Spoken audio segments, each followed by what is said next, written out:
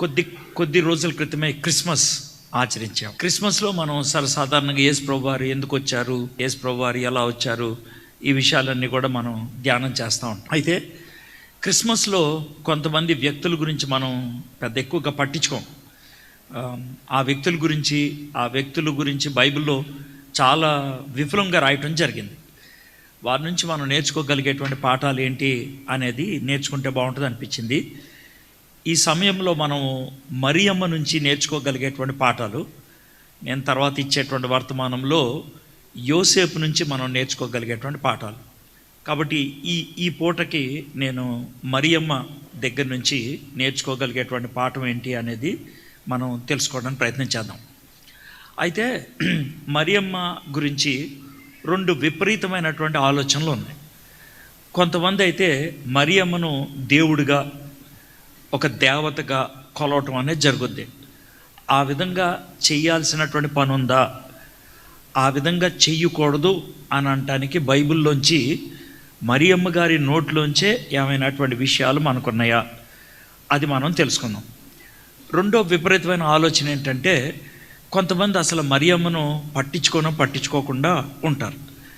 అలాగ మనం మరియమ్మను పట్టించుకోకుండా మనం వదిలేయాల్సినటువంటి పరిస్థితి ఉన్నదా, ఈ రెంటికి మధ్యన సత్యం ఎక్కడైనా ఉందా, అది మనం తెలుసుకోవడానికి ప్రయత్నం చేద్దాం. అయితే మనం లూకా సువార్తలో ఎక్కువగా మరియమ్మ గారి గురించి ఉంటుంది. లూకా సువార్త మనకి యేసు ప్రభువారు జన్మ విషయాల గురించి రెండు సువార్తల్లో ఉన్నది. ఒకటి మత్తయి సువార్త, రెండోది లూకా సువార్త. మీకు కాస్త వివరణ ఇస్తాను, జాగ్రత్త వినండి. ఈ రెండు సువార్తల్లో కొన్ని విషయాల్లో వేరువేరుగా అనిపిస్తాయి. ఎందుకు అనిపిస్తాయి కూడా మీకు చెప్తాను. ఎందుకు అని అంటే మీరు తెలుసుకోవడానికి ఒకటి. రెండోది, ఈ మధ్యకాలంలో ప్రతి ఒక్కరిని ప్రశ్నించడం, మరి బైబిల్ కరెక్ట్ కాదు, లేకపోతే యేసు ప్రభు దేవుడు కాదు అని అనటానికి మనల్ని చాలామంది రేకెత్తిచ్చేటువంటి ప్రశ్నలు అడుగుతూ ఉన్నారు. మనం తొడగొట్టి వాళ్ళతో డిబేట్లు అలాంటివి పెట్టుకోవాల్సిన అవసరం లేదు, కానీ మనం మౌనంగా ఉండాల్సిన పని కూడా లేదు. మనకి తెలిసినటువంటి జవాబు చెప్తే కనుక బాగుంటుందని నా యొక్క ఉద్దేశం ఇప్పుడున్నటువంటి పరిస్థితులను బట్టి. ఏంటనంటే, మత్తయి గారు ఆయన ఒక యూదుడు, లేవి అని ఆయన ముందుకున్నటువంటి పేరు. ఆ మత్తయి అనేటువంటి ఆయన మన సుంకపు గుర్తు అంటే ట్యాక్స్ తీసుకుంటారు చూసారా, ఆ పని చేసేటువంటి వాడు. యేసు ప్రభువు వారు ఆయన పిలిచారు, తర్వాత శిష్యుడిగా ఉన్నాడు. తర్వాత ఆయన సువార్తను రాయటం జరిగింది. ఆయన ఆఫ్రికా ఖండంలో ఇథియోపియా ప్రాంతంలో ఆయన్ని చంపేయటం జరిగింది. ఆయన్ని బళ్ళెంతో పొడిచి చంపేయటం జరిగింది. అంటే మత్తయి గురించి సూక్ష్మంగా కొన్ని మాటలు.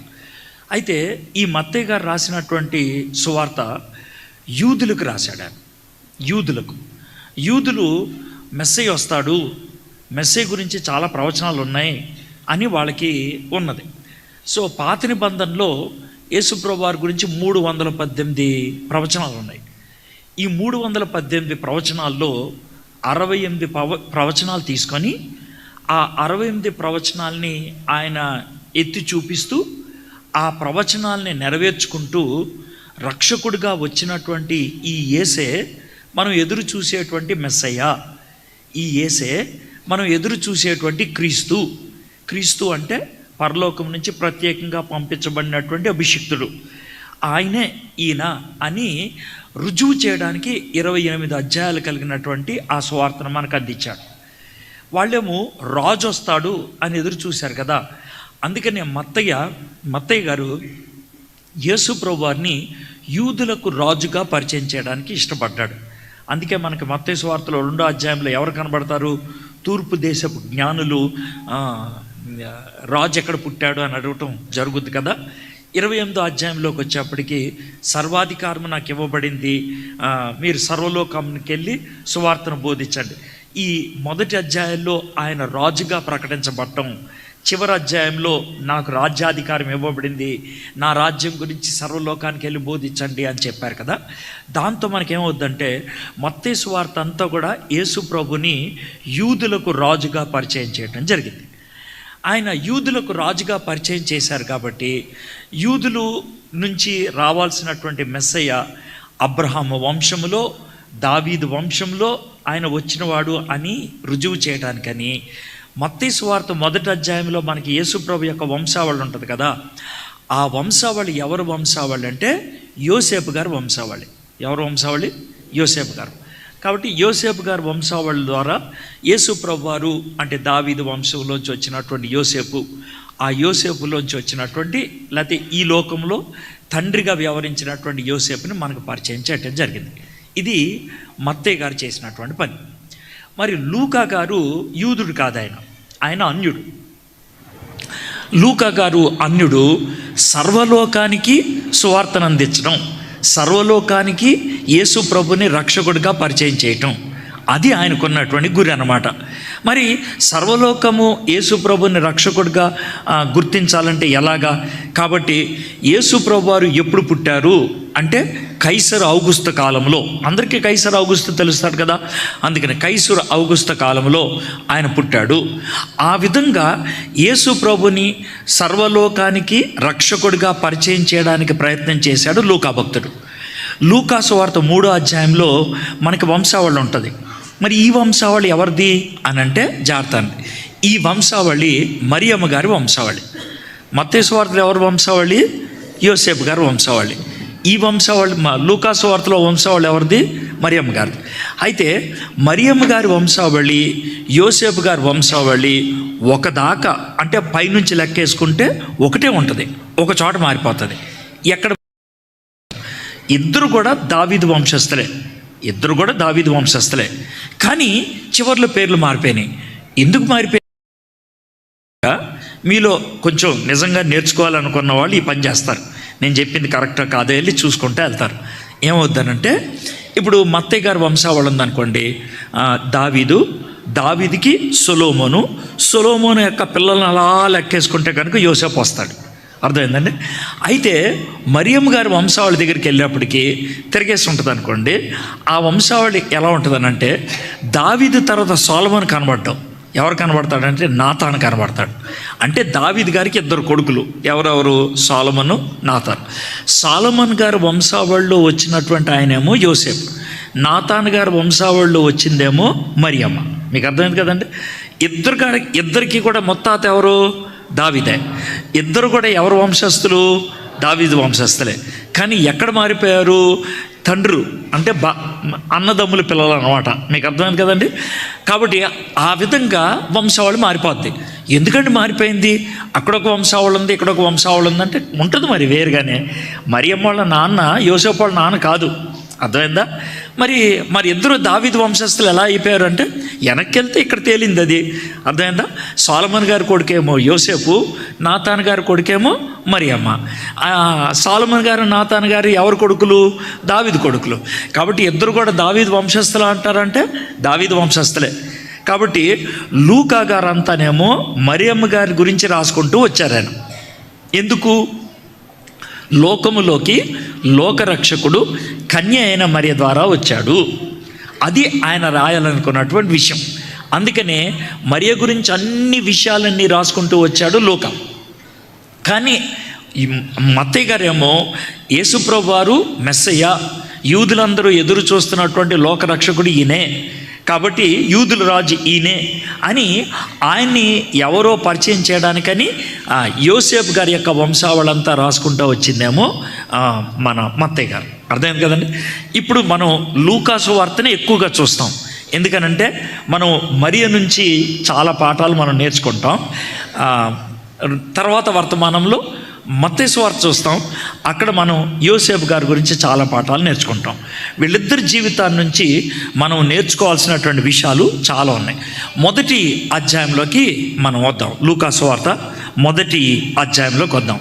లూకా సువార్త 1వ అధ్యాయము దేంతో మొదలవుద్దంటే, యేసు ప్రభువారు రావటానికి ముందు ఇంకొక ఆయన రావాలని ఉంది.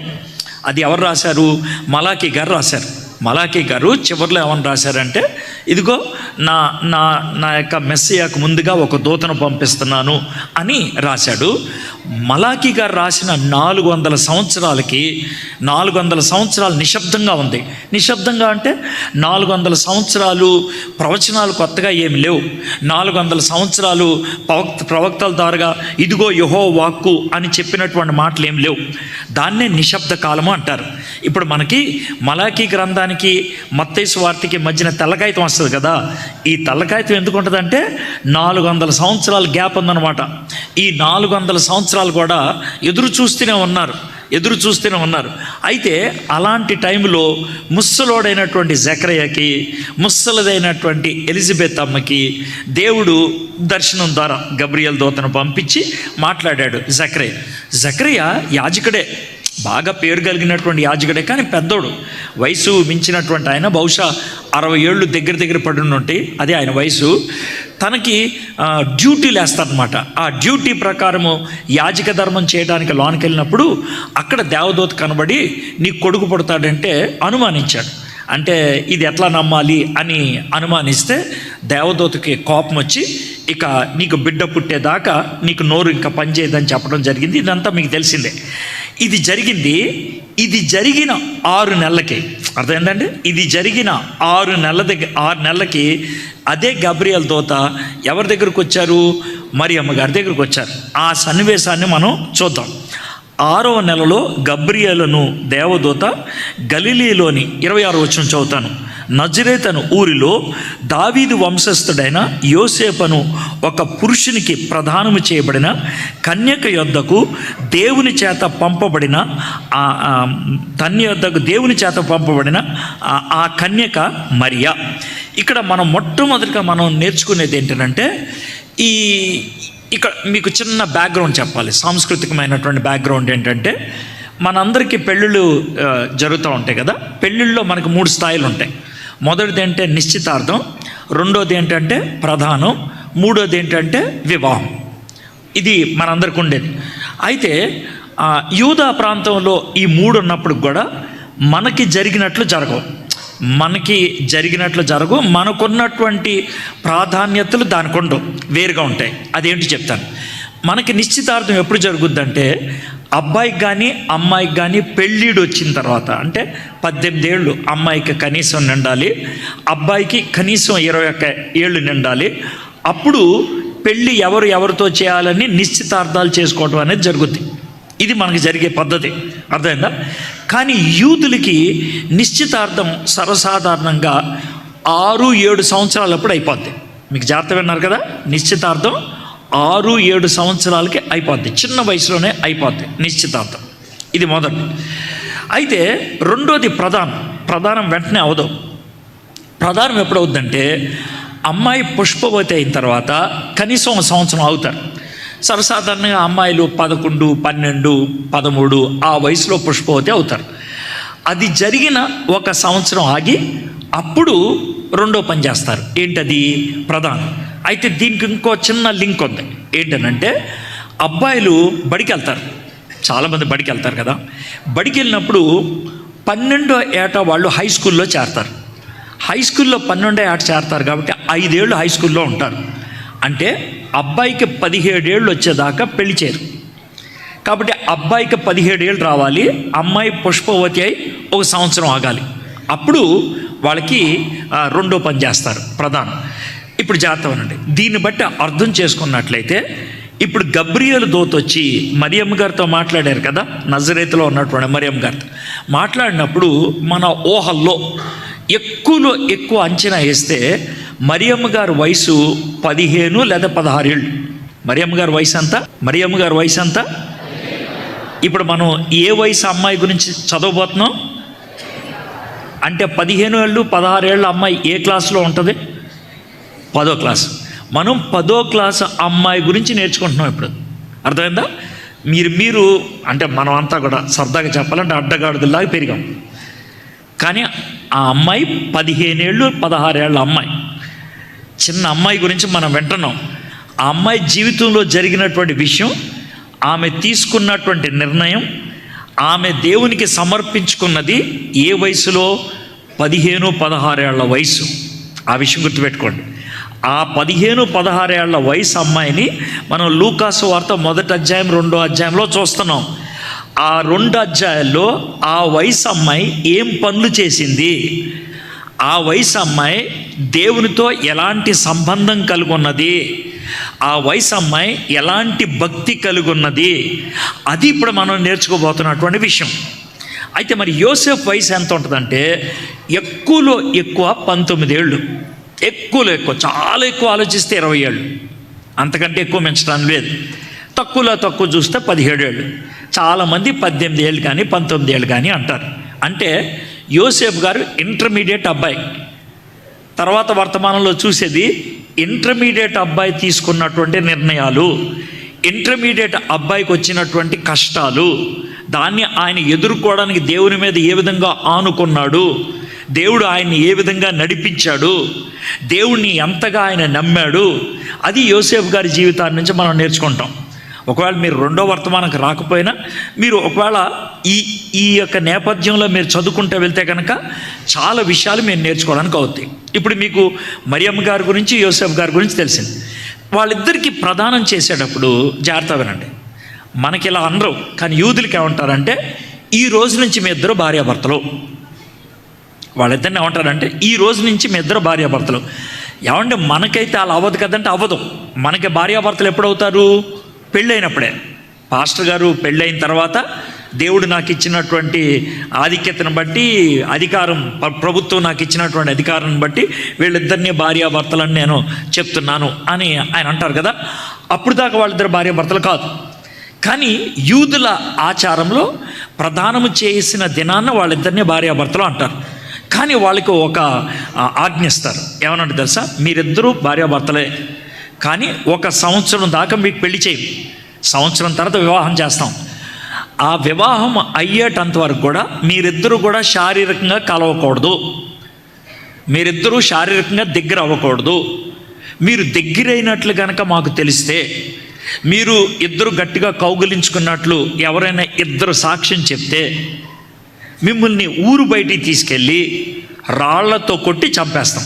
మీకు అర్థమైంది కదండి.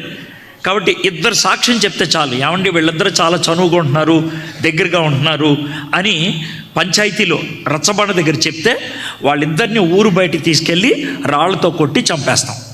కాబట్టి చాలా జాగ్రత్తగా ఉండాలి. మీకు చిన్న ప్రశ్న ఉండొచ్చు, ఎందుకండి అలాగా భార్యాభర్తలని చెప్పి 1 సంవత్సరం వాళ్ళకి ఆ విధమైనటువంటి కఠినమైనటువంటి పరీక్ష పెట్టడం అంటే దాన్ని వాళ్ళ యొక్క పవిత్రతను, వాళ్ళ యొక్క నిగ్రహ శక్తిని పరీక్షించటానికి ఇచ్చేటువంటి పని అన్నమాట. అది ప్రతి యూదుడికి ఆ నిగ్రహ శక్తి రావాలి, ప్రతి యూదురాలకి ఆ నిగ్రహ శక్తి రావాలి, ప్రతి యూదురాలు కూడా పరిశుద్ధంగా వాళ్ళు ఉండాలి అని అనటానికి వాళ్ళకి నేర్పించేటువంటి పాఠం అన్నమాట ఇది. సో ఇప్పుడు జరిగిన విషయం ఏంటంటే మరియమ్మ గారికి యోసేపు గారికి ప్రధానం అయిపోయింది. వాళ్ళిద్దరూ అక్కడ ఉన్నటువంటి సంస్కృతి ప్రకారం భార్యాభర్తలు, కానీ వాళ్ళిద్దరూ శారీరకంగా కలవకూడదు. ఇది పరిస్థితి. అలాంటి పరిస్థితుల్లో ఉన్నప్పుడు ఇప్పుడు ఈ పని జరిగింది. దీంట్లో మనకి ఏం కనబడుతుంది అని అంటే కనుక దేవుడు ఒక దూతను పంపించాడు, గబ్రియల్ దూత గారిని పంపించారు. ఎవరి దగ్గరికి పంపించారు? కన్య అయిన మరియ దగ్గరికి పంపించారు. అంటే దేవుడు మరియ గురించి ఒక సర్టిఫికెట్ ఇచ్చారు, ఒక కితాబ్ ఇచ్చాడు. ఏమని కితాబ్ ఇచ్చాడు? ఆమె కన్య. ఏమని? కన్య అని ఇచ్చాడు. దేవుడు ఆమెకు ఆ విధంగా ఇచ్చాడు. తర్వాత ఏం జరిగిందో చూద్దాం. 28వ వచనం. ఆ దూత లోపలికి వచ్చి ఆమెను చూచి, దయాప్రాప్తురాలా, నీకు శుభము, ప్రభువు నీకు తోడై ఉన్నాడని చెప్పాను. ఆమె ఆ మాటకు బహుగా తొందరపడి ఆ శుభవచనం ఏమిటో అని ఆలోచించుకొనుచుండగా దూత, మరియా భయపడకము, దేవుని వలన నువ్వు కృప పొందితివి. ఇదిగో నీవు గర్భము ధరించి కుమారుని కని ఆయనకి యేసు అని పేరు పెట్టుదువు. ఆయన గొప్పవాడే, సర్వోన్నతిని కుమారుడు అనబడును. ప్రభు అయిన దేవుడు ఆయన తండ్రి అయిన దావీదు సింహాసనమును ఆయనకిచ్చును. ఆయన యాకోబు వంశస్థులను యుగయుగములు ఏలును. ఆయన రాజ్యము అంతము లేనిదై ఉండునని ఆమెతో చెప్పాను. అందుకు మరియా, నేను పురుషుని ఎరుగను దాననే, ఇది ఎలాగూ జరుగునని దూతతో అనగా, దేవుడు ఆమెను ఒక సర్టిఫికెట్ ఇచ్చాడు కన్య అని. మరియ కూడా ఏమని చెప్తుంది, నేను నాకు తెలిసినంత మాత్రకు నా మనస్సాక్షి ప్రకారము నేనెప్పుడు ఈ విషయంలో కాలు జారలేదు, ఈ విషయంలో నాకున్నటువంటి పరిధులు దాటి వెళ్ళిపోలేదు, నా విషయంలో నేను చాలా జాగ్రత్తగా ఉన్నాను. 16 ఏళ్ల అమ్మాయి ఎంత నిక్కచ్చిగా చెప్తుందో చూడండి. నేను యథార్థంగా ఉన్నాను, ఈ విషయంలో నేను యథార్థంగా ఉన్నాను. మరియా మొట్టమొదటిగా మనకు నేర్పించే పాఠం ఏంటంటే ఆమె యథార్థవంతురాలు. షీ ఈజ్ ఆనెస్ట్, చాలా యథార్థవంతురాలు. ఈ మాట చెప్పి వదిలేయట్లేదు, కానీ మనల్ని మనం ప్రశ్నించుకోవడానికి ప్రయత్నం చేద్దాం. ఇప్పుడు మనం జీవిస్తున్నటువంటి జీవితం చాలా భయంకరమైంది. ఎందుకనంటే సోషల్ మీడియా ఏదైతే మనకున్నదో అది విషపూరితమైనది, అది విషం కక్కేది. ఎందుకనంటే చాలామంది సోషల్ మీడియాకి బానిసలైపోయినటువంటి వాళ్ళు ఉన్నారు. మీరు తెల్ల బట్టలు కట్టుకున్నంత మాత్రాన, నేను మిమ్మల్ని తెల్ల బట్టలు ఎందుకు వేసుకున్నారు నేను అడగట్లా, మీరు తెల్ల బట్టలు కట్టుకున్నంత మాత్రాన మీ హృదయం అలాంటిదే అని అనుకుంటే కనుక పొరపాటు. మీ హృదయం అలాంటిదో కాదో మీకు తెలుసు, దేవుడికి తెలుసు, ఇంకెవరికి తెలియదు. మీ యొక్క జీవితం ఎలాంటిదో మీకు తెలుసు, దేవుడికి తెలుసు. ఇక్కడ మరియ తన గురించి ఏం చెప్పుకున్నదో దేవుడు కూడా అదే మాట చెప్పి గబ్రియలు దూత గారిని పంపించారు. ఇప్పుడు నేనేమంటానంటే, నీ గురించి నువ్వేం చెప్పుకుంటున్నావో, నీ గురించి ఏమైతే నువ్వు ప్రజలకి నువ్వు పరిచయం చేసుకుంటున్నావో అదే మాట దేవుడు నీ గురించి చెప్పగలడా? ఈమె యథార్థవంతురాలు అని దేవుడు అనగలడా? ఇతను యథార్థవంతుడు అని అనగలడా? మీలో చాలామందికి పెళ్ళైపోయింది కానీ మీరు ఈ మాట చెప్పగలరా? నా భార్యతో కాకుండా, నా భర్తతో కాకుండా నేను ఇంకెవరితో కూడా చనువుగా లేను అని మీరు చెప్పగలరా? మీరు ఆలోచించండి. ప్రస్తుతం ఉన్నటువంటి సమాజంలో ఇలాంటి మాటలు చెప్పాల్సినటువంటి అవసరత ఏర్పడుతుంది. ఎందుకు అనంటే మనం వినేటువంటి కథనాలు, మనం వినేటువంటి వర్తమానాలు, మనం వినేటువంటి విషయాల గురించి ఆలోచిస్తూ ఉంటే భయంతో చచ్చిపోవాల్సి వస్తుంది. ఎందుకనంటే ఎవరిని నమ్మలేనటువంటి దరిద్రమైన స్థితిలోకి మనం వచ్చేసాం.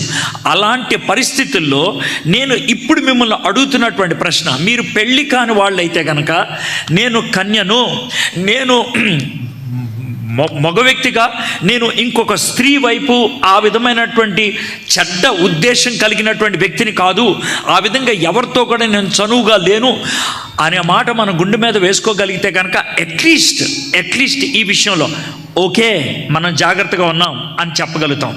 అయితే మరియకున్నటువంటి ధర్మశాస్త్రం ప్రకారము ఒక వ్యక్తిని శారీరకంగా కలిస్తే కనుక వ్యభిచారం, ఒక వ్యక్తికి శారీరకంగా దగ్గరైతే చనువుగా ఉంటే కనుక అది చెడ్డది. కానీ మనము కొత్త నిబంధనలో ఉన్నాం, మనము నూతన నిబంధనలో ఉన్నటువంటి మనము, ఇలాంటి చర్చికి వచ్చేటువంటి మనము, దేవుని వాక్యాన్ని ఇంత స్పష్టంగా బోధించేటువంటి సంఘములో ఉన్నటువంటి మనము, నూతన నిబంధనలో ఉన్నటువంటి సిద్ధాంతాన్ని, నూతన నిబంధనలో ఉన్నటువంటి నిష్ఠ నియమాల గురించి మనం ఆలోచించాలి. నూతన నిబంధనలో మనకి కొండ మీద ప్రసంగంలో ఏమని యేసుప్రభువు వారు చెప్తున్నారు, పాత నిబంధనలో వ్యభిచారము అని అంటే కనుక శారీరకంగా కూడితే, కానీ కొత్త నిబంధనలో అలాంటి ఆలోచన ఉంటే అప్పుడే నువ్వు వ్యభిచారం చేసినట్లు అని అన్నాడు కదా. మరి సోషల్ మీడియా గురించి ఎందుకు చెప్తున్నాను?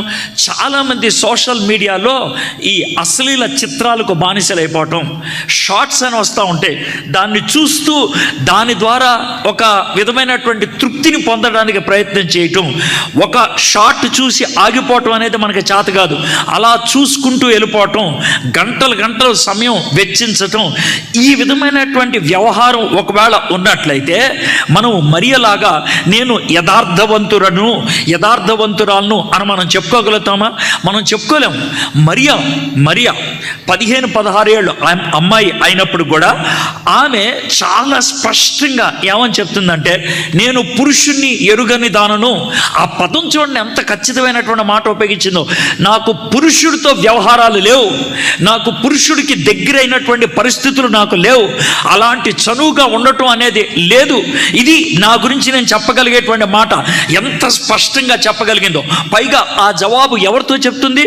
దేవుడు పంపించినటువంటి ఒక దేవదూతతో చెప్తున్నటువంటి మాట. మరి నువ్వు నేను ఆ విధంగా చెప్పగలమా? Are we pure like that? ఆ విధంగా పవిత్రమైనటువంటి జీవితం మనకున్నదా? ఆ విధమైనటువంటి యథార్థవంతమైనటువంటి జీవితం మనకుందా? యథార్థవంతురాలు మరియమ్మ యథార్థవంతురాలు. ఇది మొదటి పాఠం. రెండోది, ఈ రెండో పాఠంకి నేను కొంచెం ఆలోచింపచేస్తాను మిమ్మల్ని. ఒకవేళ మీరు మీ గదిలో కూర్చొని ప్రార్థన చేస్తున్నారు అనుకుందాం. మీరు ఎందుకంటే బాగా ప్రార్థన చేసేటువంటి అలవాటు ఉంది మీకు. గదిలో కూర్చొని ప్రార్థన చేస్తున్నారు. ఆ రోజు కొంచెం ఎందుకో బాగా ఎక్కువగా భారంగా చేస్తున్నారు. ఆ భారంలో మీరు ఒకవేళ ప్రభుని, ప్రభా మీరు చెప్పండి ప్రభా, మీరు చెప్పండి ప్రభా, ఎంతకాలం ప్రభా మీరు మౌనంగా ఉంటారని కొన్నిసార్లు మనం ప్రార్థన చేస్తూ ఉంటాం కదా.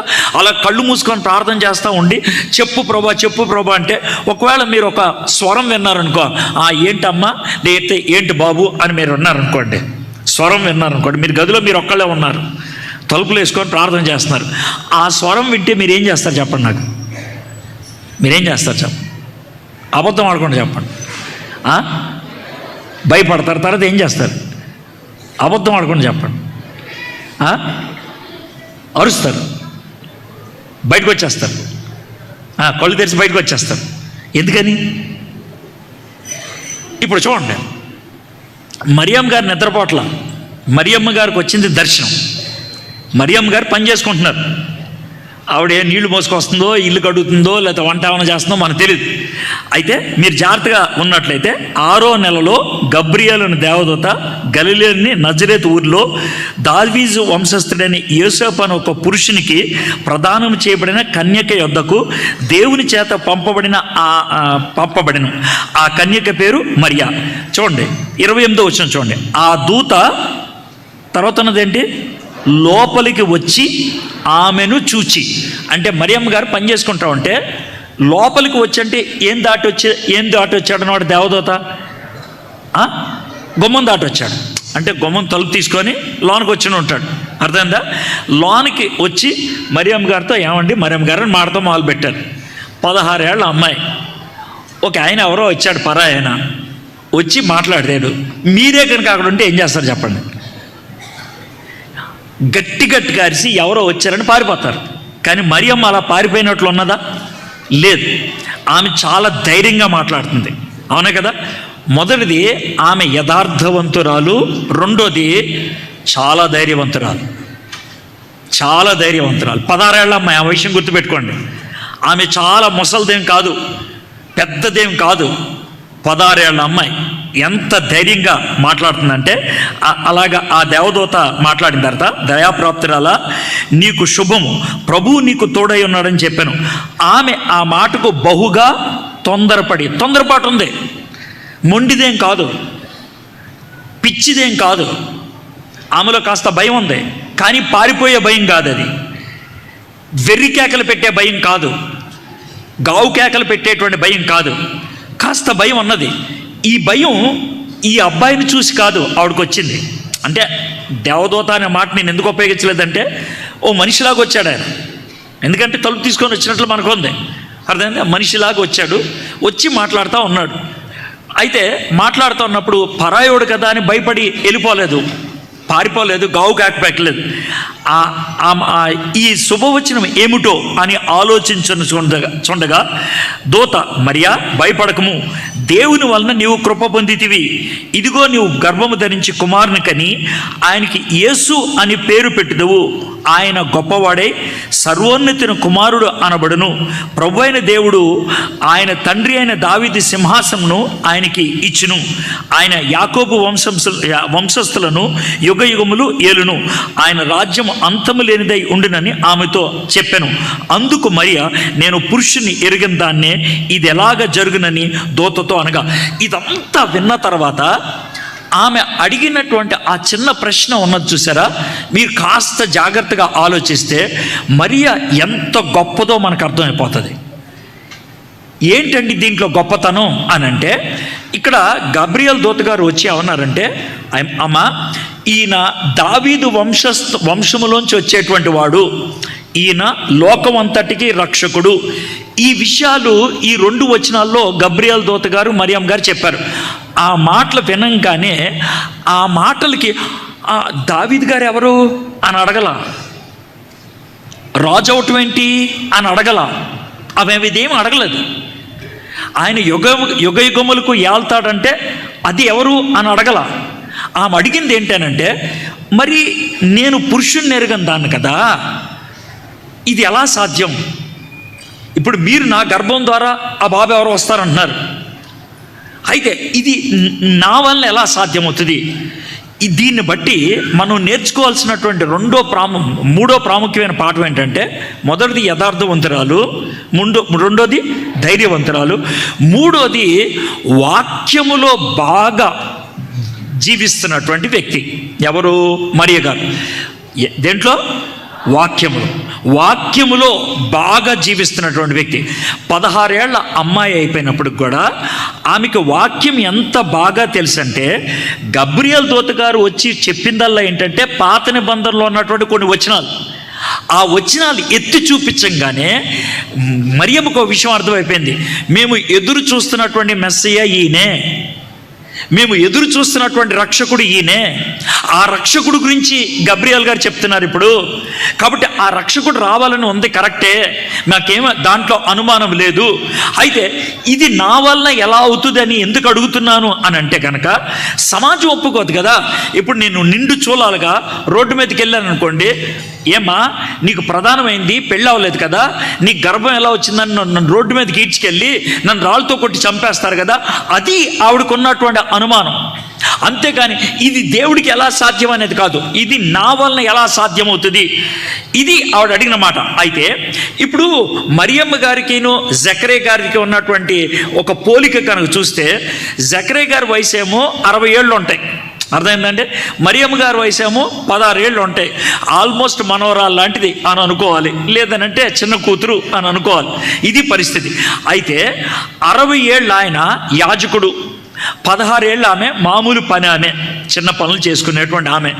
60 ఏళ్ళు ఆయన దగ్గరికి దేవదూత వస్తే కనుక నేను ఇది ఎలా నమ్మాలి అని అన్నాడు.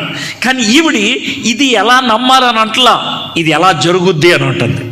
చూసారండి, అదేమో నమ్మకం, ఇదేంటి ఇది జరుగుద్ది, దేవుడు చేయగలడు నాకు తెలుసు, కానీ ఇది నా వలన ఎలా జరుగుద్ది, నా ద్వారా ఎలా జరుగుద్ది, ఎలా సాధ్యమవుతుంది, ఇది ఆవిడ అడుగుతున్నటువంటి ప్రశ్న.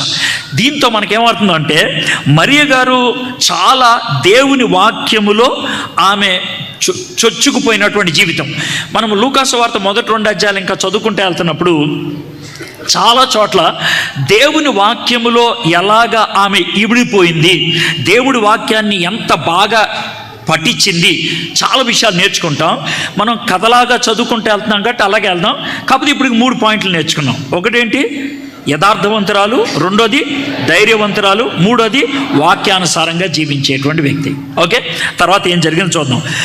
అందుకు మరియ, నేను పురుషుని ఎరుగని దాన్నే, ఇది ఎలా జరుగునని దూతతో అనగా, దూత పరిశుద్ధాత్మ నీ మీదకి వచ్చును, సర్వోన్నతిని శక్తి నిన్ను కమ్ముకొను, గనుక పుట్టబోవు శిశువు పరిశుద్ధుడై దేవుని కుమారుడు అనబడును.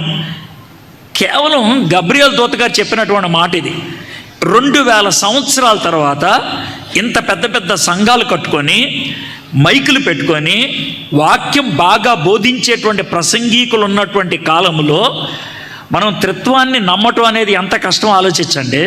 ఎంత బోధించిన తర్వాత 2000 సంవత్సరాల క్రితం దేవదూత గారు ఈ మాట మాట్లాడుతూ, పరిశుద్ధాత్మ నీ మీదకు వచ్చును, సర్వోన్నతిని శక్తి నిన్ను కమ్ముకొనును, కనుక పుట్టబోవు శిశువు పరిశుద్ధుడై దేవుని కుమారుడు అనబడును. ఇక్కడ సర్వోన్నతిని శక్తి అంటే తండ్రి దేవుడు, కమ్ముకునేది ఎవరో? పరిశుద్ధాత్ముడు, పుట్టబోయేది ఎవరో? దేవుని కుమారుడైన యేసయ్య. త్రిత్వాన్ని ఇక్కడ మరియమ్మ గారికి పరిచయం చేస్తున్నారు. ఏమంటే మీకు క్లియర్గా అర్థమవుతుంది కదండి? మీకు క్లియర్గా అర్థమవుతుంది కదా ఈ పదంలో. గబ్రియల్ దూత గారు మరియమ్మ గారితో ఈ మాట చెప్తా ఉంటే నాకేం అర్థం కావట్లేదు. నాకేం అర్థం కావట్లేదు, ఏం చెప్తున్నావు అని అనలా. మీకు అర్థమవుతుందా? అంటే అనుదినము వాక్యము చదివేది కాబట్టి, అనుదినము దేవునితో గడిపేది కాబట్టి గబ్రియల్ గారు ఈ మాటలు చెప్తున్నప్పుడు ఏమాత్రం ఆమెకి తొందరపాట్లేదు. ఆ తర్వాత ఇంకేమంటున్నాడు, ఓ చిన్న రుచి ఇచ్చాడు. ఎవరు? గబ్రియల్ గారు. మరియు నీ బంధువురాలు ఎలిజబెత్ కూడా తన వృద్ధాప్యమందు ఒక కుమారుని గర్భము ధరించున్నది. గొడ్రాలనబడిన ఆమెకు ఇది 6వ మాసము. దేవుడు చెప్పిన చాలు, థ్యాంక్ యూ. కొంచెం క్లాస్లో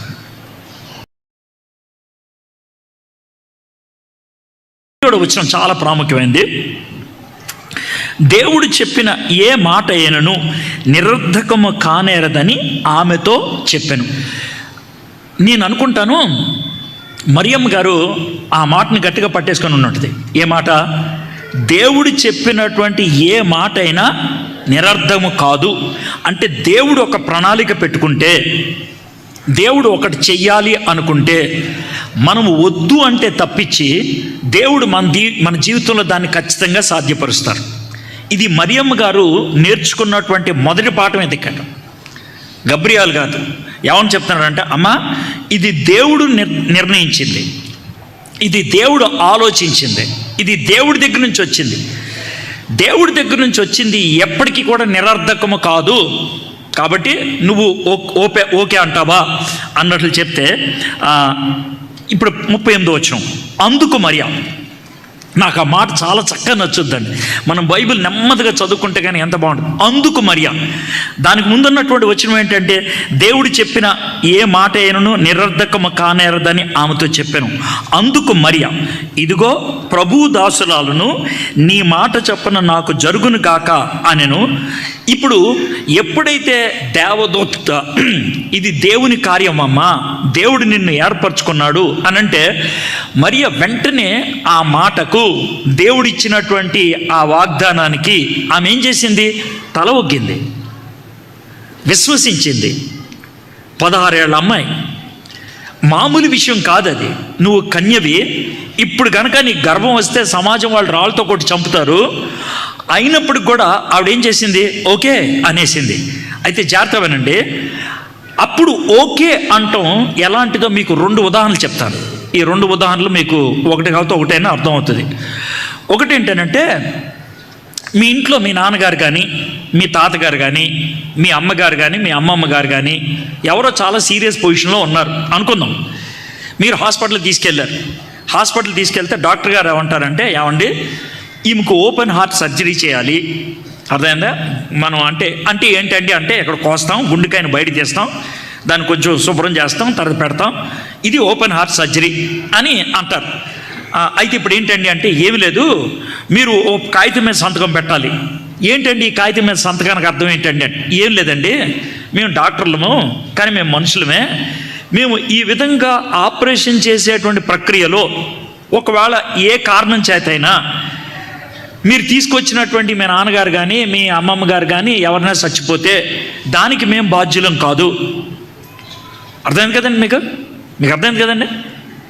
మీరు దానికి సంతకం పెడితే మేము ఆపరేషన్కి వెళ్తాం. సంతకం పెట్టనండి, సంతకం పెట్టకపోతే మేము ఆపరేషన్ చెయ్యం. అది మీ ఇష్టం, మీ ఇష్టం. ఇప్పుడు దాని మీద సంతకం పెట్టినప్పుడు అర్థం ఏంటి తెలుసా? చచ్చిపోయినా పర్లేదు, ఆపరేషన్ చేయండి. మీకు అర్థమైంది కదండి? చచ్చిపోయినా పర్లేదు, ఆపరేషన్ చేయండి. అది సంతకానికి అర్థం. ప్రతిసారి ఇలాంటి కఠినతరమైనటువంటి ఆపరేషన్లకి ఖచ్చితంగా భార్య దగ్గర నుంచో, భర్త దగ్గర నుంచో, కూతురు దగ్గర నుంచో, కొడుకు దగ్గర నుంచో సంతకం పెట్టించుకుంటారు. ఎందుకని? కేసు వేస్తారేమని భయం. రేపు ఎప్పుడైనా కేసు వేసారనుకోండి, ఏమంటే మేము ముందే చెప్పాం, దీంట్లో ఉన్నటువంటి పరిస్థితులు అంటే చెప్పాం, దానికి వాళ్ళు ఒప్పుకొని సంతకం పెట్టారని అందుకే మేము ముందుకెళ్ళామంటారు. అర్థమైంది కదండి? అందుకని సంతకం. ఇక్కడ మరియ గారు సంతకం పెట్టినట్లు అనమాట. దేనికి సంతకం పెట్టినట్లు? సరే నేను ఓకే అని అంటే నేను చచ్చిపోవడానికైనా రెడీ అని అర్థం. 2వ ఉదాహరణ చెప్తాను. ఏంటనంటే, నేను కొత్తగూడెంలో చదువుకున్నాను. నేను ఇంజనీరింగ్ కొత్తగూడెంలో చదువుకున్నాను. నాది మైనింగ్ ఇంజనీరింగ్. మైనింగ్ ఇంజనీరింగ్లో మాకు థర్డ్ ఇయర్లో ఫోర్త్ ఇయర్లో కూడా ఏం చేస్తారంటే ప్రాక్టికల్స్ అంటే మాకు నేర్పించడానికని గనుల్లోకి తీసుకెళ్తారు. గనుల్లో కూడా స్థాయిలు ఉంటాయి. మామూలుగా ఉపరితలం పైన ఉండేవి, కొంచెం లోన, ఇంకా లోన. అయితే చాలా లోనకి ఎక్కువగా యంత్రాలు వెళ్ళి పని ముగించుకొని వస్తాయి. ఇప్పుడు కొంతమంది మనుషులు కూడా వెళ్ళి వాటిని సెటప్ చేసుకోవడానికి అని వెళ్తూ ఉంటారు. చాలా దూరం ఉంటుంది. ఎంత ఉంటుందంటే గనిలోకి వెళ్ళిన తర్వాత 1-2 మైళ్ళు లోనకి వెళ్ళాల్సి వస్తుంది. 1-2 మైళ్ళు మీరు అర్థం చేసుకోండి. అయితే అలా లోనకి వెళ్ళేటప్పుడు ఒకవేళ వెళ్ళాల్సి వస్తే కనుక పైన మాకు ఫామ్ ఇస్తారు. ఆ ఫామ్ మీద మేము సంతకం పెట్టి లోనకి వెళ్ళాలి. వెళ్ళిన ప్రతిసారి ఏమైనా ఫామ్ మీద ఉంటుందనంటే, ఒకవేళ ఏ కారణం చేతైనా నాకు ఊపిరాడక, లేకపోతే చుట్టూ ఉన్నటువంటి వేడి ఎక్కువయ్యి, లేకపోతే ఏదైనా రాయి మీద పడి నేను చచ్చిపోతే, అర్థమైందా, నా ఆస్తి అంతా కూడా వీళ్ళకి ఇవ్వాలి అని వాళ్ళు ఎవరో పేరు రాయాలి. తర్వాత చచ్చిపోతే కనుక ఈ యాజమాన్యం పొరపాటేం కాదు అది కూడా రాయాలి. ఆ విధంగా సంతకం పెట్టి కిందకి వెళ్ళాలి. సో ప్రతిసారి సంతకం పెట్టినప్పుడు అర్థం ఏంటంటే నేను చావుకి తెగించా అని అర్థం. ఇక్కడ మరియమ్మ గారు చావుకి తెగించి ఆ మాట ఉపయోగించింది. ఆ చిన్న మాట తావుకి, అందుకు మరియా ఇదిగో ప్రభు దాసురాలను. అక్కడ ఉపయోగించినటువంటి పదం ఏంటి? దాసురాలను. తెలంగాణ భాషలో నీ బాంచన్ అని చేతులు కట్టుకుందనమాట. అదే ఆవిడన్నమాట, నీ బాంచన్, నువ్వు ఏం చెప్తే అదయ్యా, నువ్వు ఏం చేయమంటే అది చేస్తానయ్యా, అది ఆమె చెప్పింది. ఆ విధంగా విధేయత చూపించింది, ఆ విధంగా లోబడిపోయింది, ఆ విధంగా దేవుడికి సమర్పించుకున్నది. ఇప్పుడు మీరందరూ కూడా క్రైస్తవులు, అవునా కదా? అవునా కదా? డౌట్ ఏమన్నా ఉందా? క్రైస్తవులేనా? యేసు ప్రభు వచ్చి మీరు నా శిష్యులా అంటే మీరు అవునంటారా? అయితే యేసు ప్రభు వారు ఇంకొక మాట కూడా అంటారు, అవునా మీరు నా శిష్యులా? అయితే మళ్ళీ ఒక మాట చెప్తాను, నా శిష్యులు ఎవరో మీకు చెప్తాను. ఎవరయ్యా నా శిష్యులు ఎవరు అనంటే, నేను 5 రొట్లు 2 చేపలు పంచిపెట్టినప్పుడు తినేసి వెళ్ళిపోయే బ్యాచ్ కాదు. అర్థమైందా? నేను స్వస్థతలు చేసినప్పుడు చప్పట్లు కొట్టి హల్లెలూయా స్తోత్రం అని చెప్పేసి వెళ్ళిపోయే బ్యాచ్ కాదు. మరి ఎవరయ్యా నా శిష్యులు ఎవరనంటే, నేను ఒకవేళ వాళ్ళని సమాజ మందిరంలోకి పంపించి వాళ్ళని కొట్టించాననుకో, కొట్టించుకోవడానికి ఇష్టపడేవాళ్ళు. ఒకవేళ వాళ్ళని ముళ్ళ కంపల్లో పడేసి ప్రజలు తొక్కిస్తానికి వాళ్ళని వదిలేశానుకో, తొక్కించుకోవడానికి ఇష్టపడేవాళ్ళు. ఒకవేళ వాళ్ళని సిలువెక్కించి చంపేశారనుకో, చచ్చిపోవడానికి ఇష్టపడేటువంటి వాళ్ళు నా శిష్యులు. ఆయన ఉపయోగించినటువంటి పదం, నేను మామూలుగా ఈ మాటలు చెప్పాను, ఆయన ఉపయోగించిన పదం ఏంటంటే, మీలో ఎవరైనా నన్ను వెంబడించుకోనట్లయితే మిమ్మల్ని మీరు కాదనుకొని సమస్తాన్ని ఉపేక్షించంటే అదనమాట. మీ సిలువను ఎత్తుకొని నన్ను వెంబడించండి. ఆయన సిలువ అనుకున్నప్పుడు ఆడవాళ్ళు పెట్టుకునేటువంటి గొలుసు గురించి మాట్లాడలేదు ఆయన. సిలువ అని అంటే అప్పట్లో అర్థం ఏంటంటే అపకీర్తికి సూచన. సిలువ అంటే చావుకు సూచన.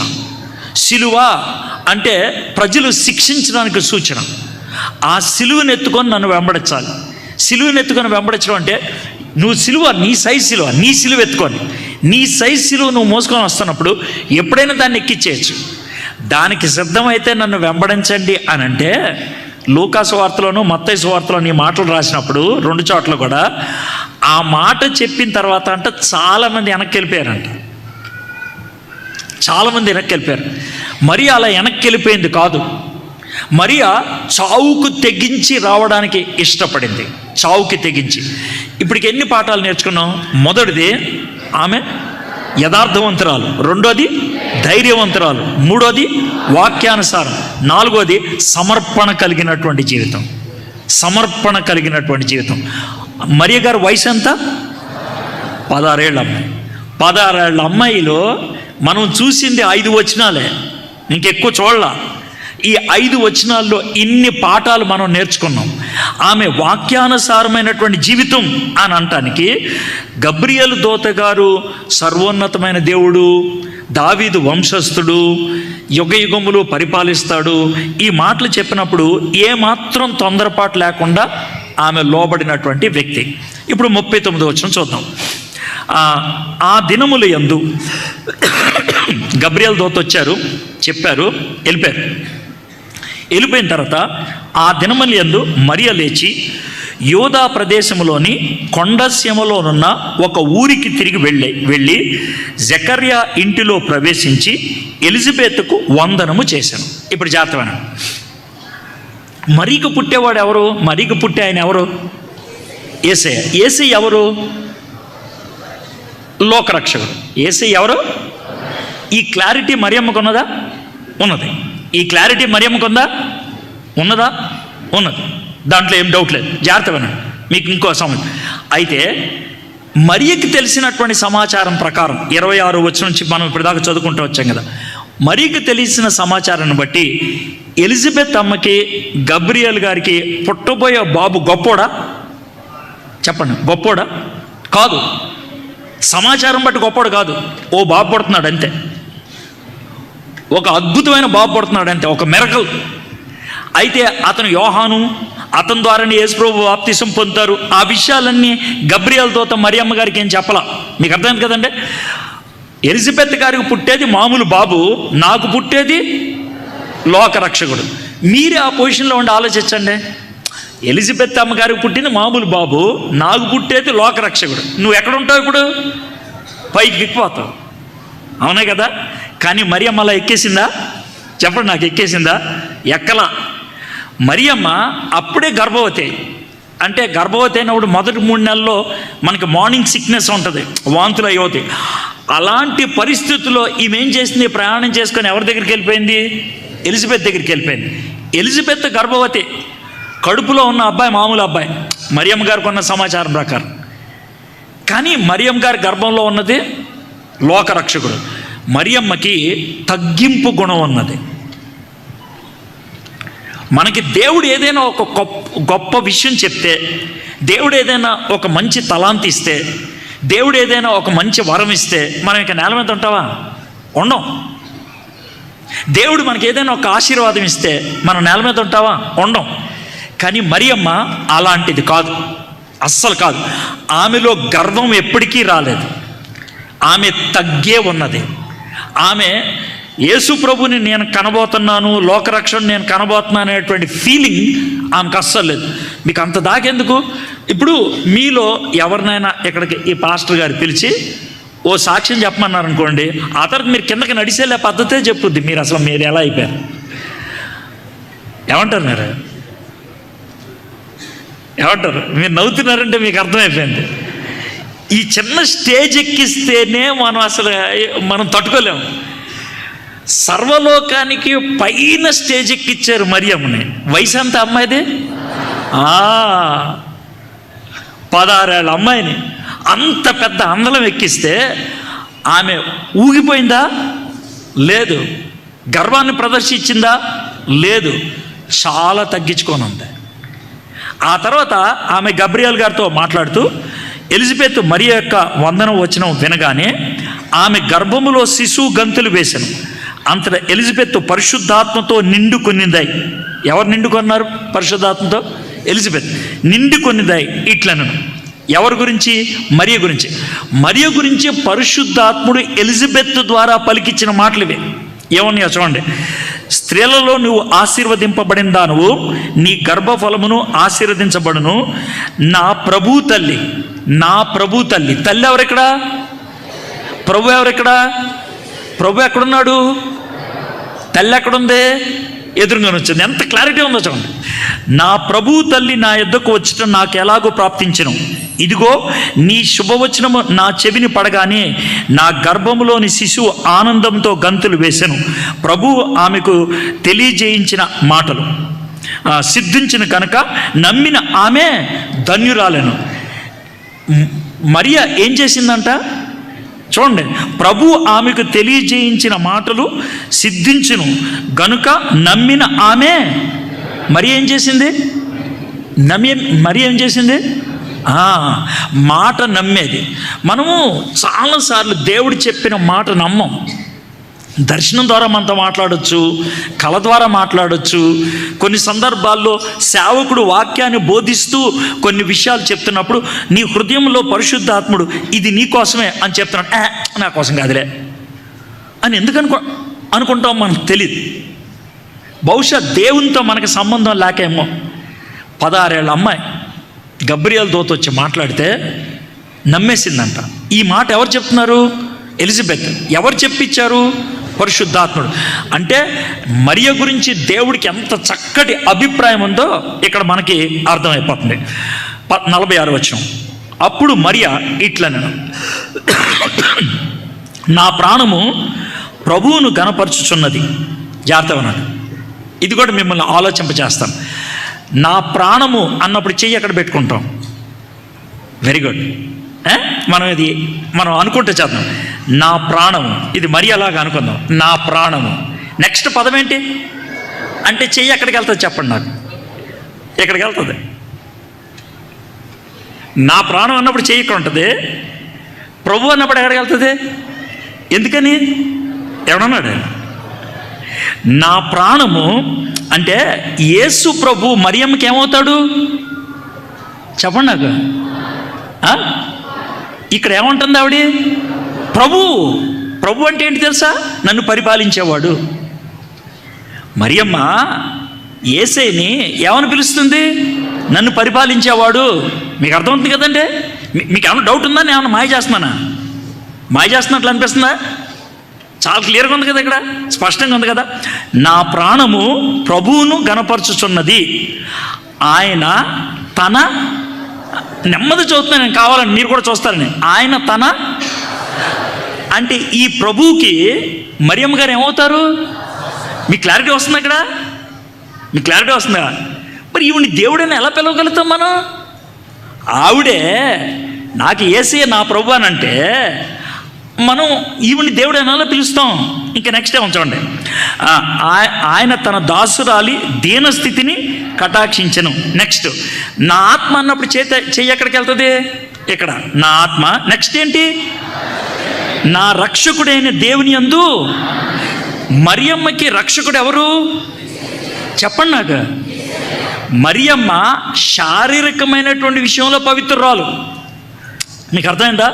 పురుషుని ఎరగంతా అన్నది కరెక్టే. సెక్స్ విషయంలో ఆమె పవిత్రురాలు. కానీ ఆవిడ ఇక పాపం లేదా? ఉందే. అంటే ఆ పాపం కాదు, వేరేది ఉండొచ్చు. ఆలోచనలో కానీ లేదా మాటల్లో కానీ అబద్ధం కానీ. అంత దాకెందుకు? ఆదాము వంశంలో పుట్టిన ప్రతి ఒక్కడు ఏమవుతాడు? పాపి. ఆ పాపం మరియమ్మలో ఉన్నదా? ఆ మరియమ్మకి మరి రక్షణ కావాలా? ఆ రక్షణ కావాలని మరియమ్మ ఒప్పుకుందా? ఇక్కడ ఉంది కదా, ఇక్కడ ఉంది కదా. నా ఆత్మ నా రక్షకుడైన దేవుని యందు. ఇది ఏమంటారండి?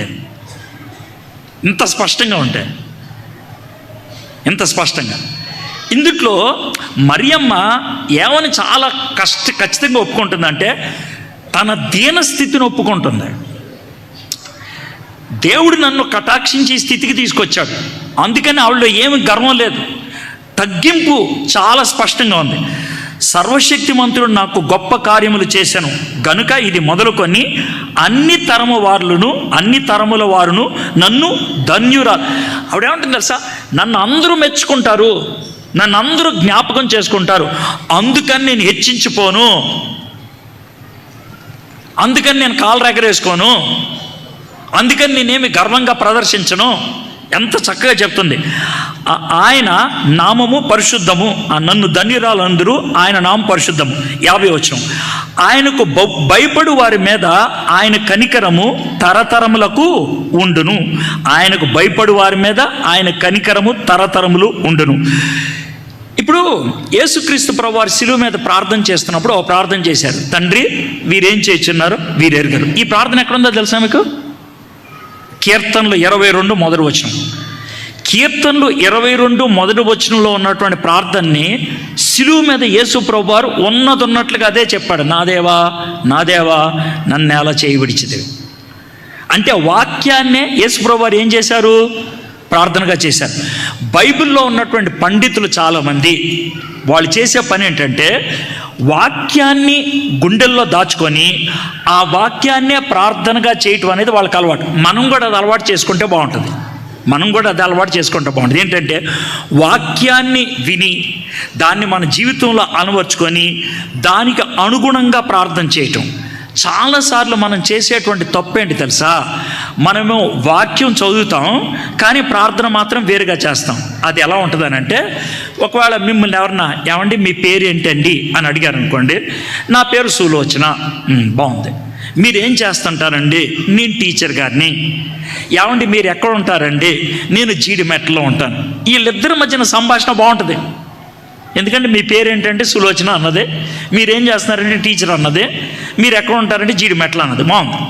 ఒకవేళ నేను ఇదే ప్రశ్న, ఏమండి మీ పేరేంటండి? ఇప్పుడే భోంచేసి వచ్చానండి. మీరు ఏం చేస్తుంటారండి? నాకు నిద్ర వస్తుందండి. మీరు ఎక్కడ ఉంటారండి? నా పేరు సులోచన అండి. ఇప్పుడు మీకేమొస్తుంది ఇలాంటి జవాబులు అంటే? ఏమొస్తుంది మీకు? ఈవిడికి చూడేమో లేకపోతే పిచ్చిదేమో అని అనుకుంటారు కదా. చూడండి, మీరు జాగ్రత్త వినండి. దేవుడేమో మీకు ఈరోజు కీర్తనలు 23 వినిపించాడు అనుకుందాం. యెహోవా నా కాపరి, నాకు లేమి కలగదు, పచ్చికల చోట్ల ఆయన పరుణ చేసి, ఇవి మీరు చదివారు, అర్థమైందా? బైబిల్ చదివేసి మూసేశారు, జిప్పు కూడా ఇస్తారు.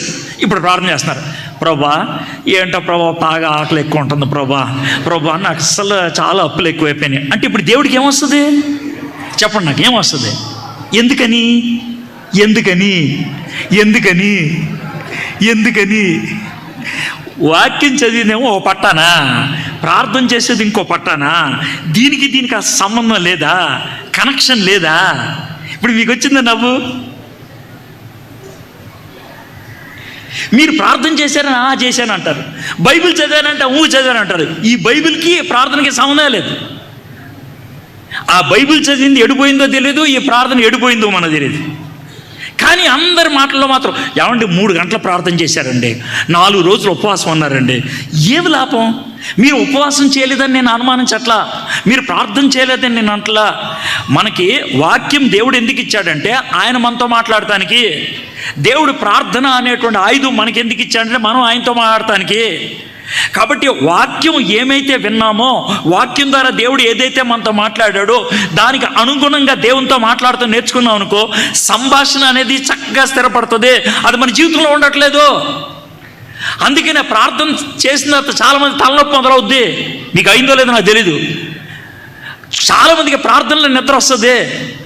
మీకు వచ్చిందో లేదో నాకు తెలీదు. ఎందుకు వచ్చింది ప్రార్థనలో నిద్ర అంటే, బైబిల్ చదివేదోటి ప్రార్థన చేసేదోటి. నిద్ర రాకేమొస్తుంది? మరి నిద్ర రాకేమొస్తుంది? సంభాషణలో నిద్ర రాదు. సంభాషణ నీకు ఇష్టం లేనిదైతే నీకు నిద్ర వస్తుంది. అయితే మరియ గురించి ఇంత విషయాలు ఎందుకు చెప్తున్నానంటే, ఆమె వాక్యం నేర్చుకున్నది, ఆ నేర్చుకున్నటువంటి వాక్యాన్నే ప్రార్థన చేసింది. ఎలాగా అని అంటారేమో చూడండి, 50వ వచనం చదువుతాను. ఆయనకు భయపడి వారి మీద ఆయన కనికరము తరతరములకు ఉండును. ఈ మాట ఆవిడ ఎక్కడి నుంచి తెచ్చుకుందో తెలుసా? 16 ఏళ్ళ అమ్మాయి, ఎప్పుడున్నదో తెలీదు. మీ అందరినీ బైబిల్ తెచ్చుకోమని అయ్యగారు చెప్పారు. ఇప్పుడే చెప్పారు కదా, బైబిల్ తెచ్చుకున్నారు. మీ అందరికీ బైబిల్ ఉన్నాయా? బైబిల్ చదవటం వచ్చా మీకు? మరియమ్మ దగ్గర బైబిల్ ఉందా? మరియమ్మ దగ్గర బైబిల్ లేదు. బైబిల్ లేని మరియమ్మ దగ్గర నుంచి బైబిల్ ఉన్న మనం నేర్చుకునే పాఠం ఎంత సిగ్గు ఆలోచించండి. బైబిల్ లేని మరియమ్మ దగ్గర నుంచి బైబిల్లో ఉన్నటువంటి మనం నేర్చుకోగలిగే పాఠం. ఈ విధంగా మరియమ్మ గారికి గంటలు బోధించేవాళ్ళు ఎవరున్నారా? లేరు. మనం నేర్చుకోవాల్సిన పాఠం ఏంటి చూద్దాం. పాపం ఆవిడ యూదుల ప్రార్థనా మందిరానికి వెళ్ళుండేది వారానికి ఒకసారి. అక్కడ వాళ్ళ అబ్బాయి ఉంటారు కదా, యూదులు బోధకుడు, వాళ్ళు ఏదో 1 గంట సేపు బోధించేవాళ్ళు. వాళ్ళ దగ్గర చుట్టలు ఉండేవి, ఆ చుట్టలోంచి చదివి బోధించేవాళ్ళు. దాన్ని జాగ్రత్తగా విని దాన్నే నెమరు వేసుకొని గుండెల్లో దాచుకొని ఎప్పుడో విన్నటువంటి మాట ఇప్పుడు ప్రార్థన చేసింది. 103వ కీర్తన 17-18 వచనాలు చదువుతాను చూడండి. 103వ కీర్తన 17-18 వచనాలు చదువుతాను. 50వ వచనం ఇందాక చదివాను కదా, అది మళ్ళీ ఒకసారి చదువుతాను చూడండి. ఆయనకు భయపడు వారి మీద ఆయన కనికరము తరతరములకు ఉండును. ఇది మనం 50వ వచనం. ఇప్పుడు కీర్తనలో 103:17-18. ఆయన నిబంధనను గైకొనుచు ఆయన కట్టడలను అనుసరించి నడుచుకొని వారి మీద, యెహోవా యందు భయభక్తులు గల వారి మీద ఆయన కృప యుగ యుగములు నిలుచుచు ఆయన నీతి వారి పిల్లల తరమునకు నిలుచును. 103వ కీర్తన 17-18 వచనాల్లో ఉన్నటువంటి మాటలు ఎప్పుడున్నదో ఏమో తెలీదు, ఇప్పుడు దాన్ని ప్రార్థనగా వల్లిస్తుందా? అంటే ఆమె ప్రార్థన దేంట్లోంచి పుట్టుకొచ్చింది? వాక్యంలోంచి పుట్టుకొచ్చింది. వాక్యానికి ప్రార్థనకి చక్కటి ఒడంబడిక ఉన్నట్లు మనకు అర్థమవుతుంది. తర్వాత ఈ మాట చూసి నేను ముగిచ్చేస్తాను, టైం అయిపోతుంది. 51వ వచనం, ఆయన లూకా సువార్త 1వ అధ్యాయం, ఆయన తన బాహువుతో పరాక్రమము చూపెను, వారి హృదయములో ఆలోచన విషయమై గర్విష్ఠులను చెదరగొట్టును, సింహాసనం నుండి బలవంతులను పడద్రోసి దీనులను ఎక్కించును, ఆకలి కొనిన వారిని మంచి పదార్థములతో సంతృప్తి పరిచి ధనవంతులను వట్టి చేతులతో పంపివేసను. ఒక చిన్న మాట, ఈ ప్రార్థన నేను చదువుతున్నాను కదా, ఈ ప్రార్థన చదువుతున్నప్పుడు పాత నిబంధనలో ఇలాగే ఒక ఆవిడ ప్రార్థన చేసిందని మీకు గుర్తొస్తుందా? హన్నా ప్రార్థన ఒకసారి చదవండి. మరియమ్మ గారి ప్రార్థన చూడండి. మరియమ్మ గారు హన్నా దగ్గర నుంచి కొంచెం కాపీ కొట్టినట్లు ఉంటుంది. నిజమే, తప్పేం లేదు. హన్నా గారి దగ్గర నుంచి కాపీ కొట్టింది అంటే హన్నా గారి ప్రార్థన వాక్యంలో ఉంది. ఆ వాక్యంలో ఉన్నటువంటి ప్రార్థనలో ఉన్నటువంటి పదాలు, ఆ పద్ధతులు ఇక్కడ కూడా తీసుకొచ్చింది. మనము నేర్చుకోగలిగేటువంటి గొప్ప పాఠాలు ఏంటి తెలుసా? అబ్రహాము గారి ప్రార్థన, యేసుప్రభు దేవుడి పక్క నుండి 50 మంది ఉంటే ఏం చేస్తావు, 45 మంది ఉంటే ఏం చేస్తావు, 40 మంది ఉంటే ఏం చేస్తావు, బేరం ఆడాడు కదా, అది అబ్రహాం గారి ప్రార్థన. మరి మోషే గారి ప్రార్థన, ఒకవేళ కనుక వాళ్ళందరినీ నరకాన్ని పంపిస్తానంటే ముందు నా పేరు కూడా కొట్టేయి అని అడ్డంగా నిలబడ్డాడే, అది మోషే గారి ప్రార్థన. నెహెమ్యా గారి ప్రార్థన, మా పితరులందరూ తప్పు చేశారు, ఆ తప్పుని నేను ఒప్పుకుంటున్నాను, మా గోడ కట్టించే ప్రభువా, ఇది నెహెమ్యా గారి ప్రార్థన. మరి దానియేలు గారి ప్రార్థన, మరి నువ్వు లేఖనాల్లో చెప్పావు కదా, ఎవరినో వచ్చి నన్ను ప్రజల పక్షాన క్షమాపణ అడిగితే వెనక్కి పంపిస్తావు కదా, ఇది దానియేలు గారి ప్రార్థన. ఇవి ప్రార్థనలండి, ఇవన్నీ ప్రార్థనలు. నేను ఇప్పుడు వల్లించిన అన్ని ప్రార్థనలు. ఈ ప్రార్థనలో మనకేం కనబడుతుంది? వాళ్ళు స్పష్టంగా ప్రార్థన చేసినప్పుడు ఒక అంశం పెట్టుకొని ప్రార్థన చేశారు, ఒక పద్ధతిలో ప్రార్థన చేశారు. దేవుడు ఆ ప్రార్థనలు మన బైబిల్లో ముద్రించాడు. 1222 ప్రార్థనలు ఉన్నాయంట బైబిల్లో. ఇన్ని ప్రార్థనలు ఎందుకు పెట్టాడు బైబిల్లో దేవుడు? అందుట్లో 200 ప్రార్థనలు స్పష్టంగా ఏం ప్రార్థన చేశారో కూడా రాశారు. ఆ ప్రార్థనలు ఎందుకు పెట్టారు? ఆ ప్రార్థన నుంచి మనం నేర్చుకోవాలని, ఆ ప్రార్థన మనం అలా చెయ్యాలని. హన్నా ప్రార్థన కాపీ కొట్టింది, మరియమ్మ గారు ప్రార్థన చేసేస్తా ఉన్నారు. బాగుంది. ఇప్పుడు 54, 55 వచనం, అబ్రహామునకును అతని సంతానమునకును యుగాంతం వరకు తన కనికరము చూపి జ్ఞాపకము చేసుకొందునని మన పితరులతో సెలవిచ్చినట్లు ఆయన తన సేవకుడైన ఇశ్రాయేలునకు సహాయము చేశాను. ఇప్పుడు అబ్రహాం గారికి మరియకి గ్యాప్ ఎంతో తెలుసా? అంటే అబ్రహాంకి మరియ గారికి ఉన్నటువంటి సమయం వ్యవధి ఎంతో తెలుసా? 2000 సంవత్సరాలు. 2000 సంవత్సరాల క్రితం ఉన్నటువంటి అబ్రహాము తెలుసు. 1800 సంవత్సరాల క్రితం ఉన్నటువంటి 1850 సంవత్సరాలు ఉన్నటువంటి ఇశ్రాయేల్ తెలుసు ఆమెకి. దేవుడు అబ్రహాముతో చేసిన నిబంధన తెలుసు ఇవిడికి. దేవుడు దావీదుతో చేసిన నిబంధన తెలుసు ఇవిడికి. ఆ నిబంధన గురించి చెప్తుంది ఆవిడే. నువ్వు చేసావు కదా ఆ నిబంధన అంటే, వాక్యం ఎంత బాగా తెలుసో ఆవిడకి చూడండి. వాక్యములో ఎంతగా ఆమె పండిపోయిందో చూడండి. అంతటా మరియ ఇంచుమించు 3 నెలలు ఆమెతో కూడా ఉండి పిమ్మట తన ఇంటికి ఆమె తిరిగి వెళ్ళిపోయింది. అయితే ఈ 54, 55 వచనాల్లో మరియది ఇంకొక పాఠం చెప్పి నేను ముగిస్తాను. ఏంటనంటే, అబ్రహాముకు నువ్వు వాగ్దానం ఇచ్చావు, అది నువ్వు నెరవేర్చే దేవుడివి. ఇశ్రాయేలుకి నువ్వు వాగ్దానం ఇచ్చావు, అది నువ్వు నెరవేర్చే దేవుడివి. దావీదు గారికి నువ్వు వాగ్దానం ఇచ్చావు, నెరవేర్చేవాడి. దేవుని యందు ఆమెకి నిరీక్షణ ఉన్నది. వాగ్దానం ఇచ్చి నెరవేర్చేవాడు అనే నిరీక్షణ ఉన్నది. ఎన్ని పాఠాలు మనం నేర్చుకున్నాం మరియమ్మ గారిని. అంటే టైం లేదు కాబట్టి 2వ అధ్యాయంలోకి వెళ్ళట్లేదు. 1వ అధ్యాయంతో నేను పూర్తి చేశాను. 1వ అధ్యాయంలోనే ఎన్ని పాఠాలు నేర్చుకున్నాం. నెంబర్ 1 యథార్థవంతురాలు, నెంబర్ 2 ధైర్యవంతురాలు, నెంబర్ 3 వాక్యానుసారం, నెంబర్ 4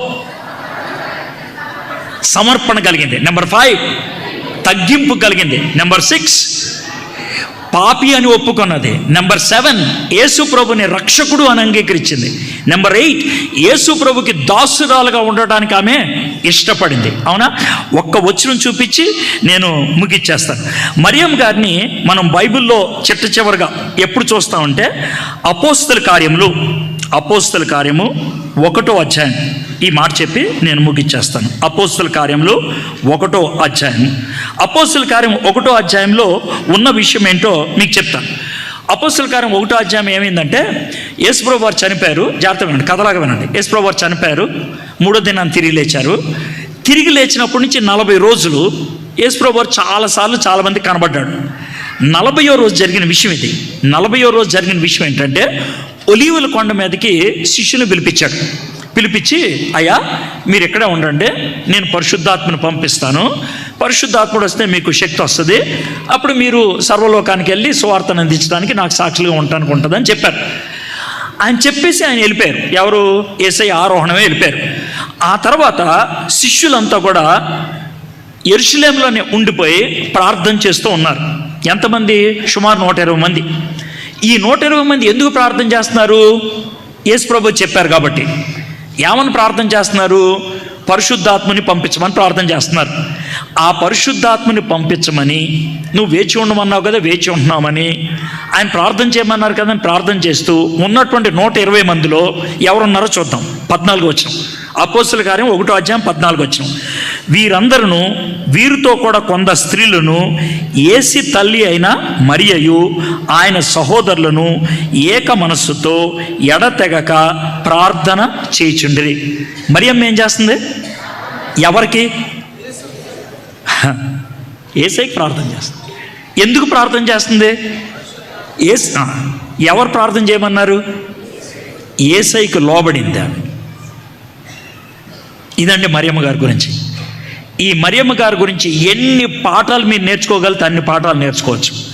నేను మీ అయ్యగారు లాగా గట్టిగా ఊపేసి చివరిలో కమిట్మెంట్ అని ఏమీ చేయట్లేదు, కానీ ఒక బోధ మరియమ్మ గారి గురించి ఒక సరి అయినటువంటి అవగాహన మీకు ఉండాలని ఈ విషయాలు చెప్పాం. మీరు లెక్కేసుకొని చెప్పారు ఎన్ని విషయాలు మీరు మరియమ్మ గారి దగ్గర నుంచి నేర్చుకోవచ్చు. అయితే ఒక చిన్న ప్రశ్న వేసుకోండి. 16 ఏళ్ల అమ్మాయిలో ఇన్ని మంచి గుణాలు ఉంటే మరి నా వయసు ఎంతో, నీ వయసు ఎంతో మీకు తెలుసు. ఈ వయసు ఇంత బోధ నాకుంది, ఇంత వివరణ మాకుంది, ఇంత వెలుగుంపు నాకుంది, మరి నాలో ఎందుకు అలాంటి జీవితం లేదు? మనం ప్రశ్నించుకుందాం. మరియమ్మ చివరిగా ఈ మాట అన్నది, ప్రభువు దాసురాలను అని తన్ను తాను చావుకు అప్పగిచ్చేసుకుంది.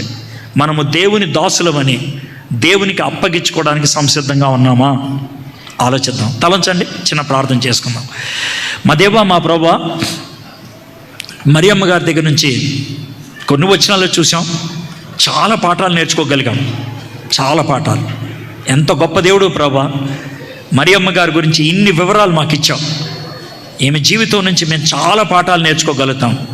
ఆమె యథార్థవంతురాలు, ఆమె ధైర్యవంతురాలు, ఆమె తగ్గింపు కలిగినటువంటి వ్యక్తి, ఆమె వాక్యములో బాగా స్థిరపడినటువంటి వ్యక్తి. ప్రభా, నీకు లోబడటానికి ఇష్టపడింది, నీకు సమర్పించుకోవడానికి ఇష్టపడింది. ప్రభా, ఇన్ని విషయాలు నీ యందు నిరీక్షణ కలిగినటువంటి వ్యక్తిగా ఉంది. నువ్వు చెప్పిన మాటకి లోబడి ప్రార్థన చేసేటువంటి వ్యక్తిగా మేము చూస్తున్నాం. ఇన్ని విషయాలు మేము మరియమ్మ గారి గురించి నేర్చుకోవడానికి మీరు మాకు ఈ లేఖనాలు ఇచ్చారు. ఈ పాఠాలు మాకు ఇచ్చింది మేము నేర్చుకోవాలని, ఆ విధంగా నేర్చుకొని దానికి తగిన జీవితాన్ని మేము కలిగి ఉండగలుగుటకు ఈ వాక్యాన్ని మా అందరికీ ఆశీర్వాదకరంగా చేయమని యేసు నామములో ప్రార్థన చేస్తున్నాం తండ్రి.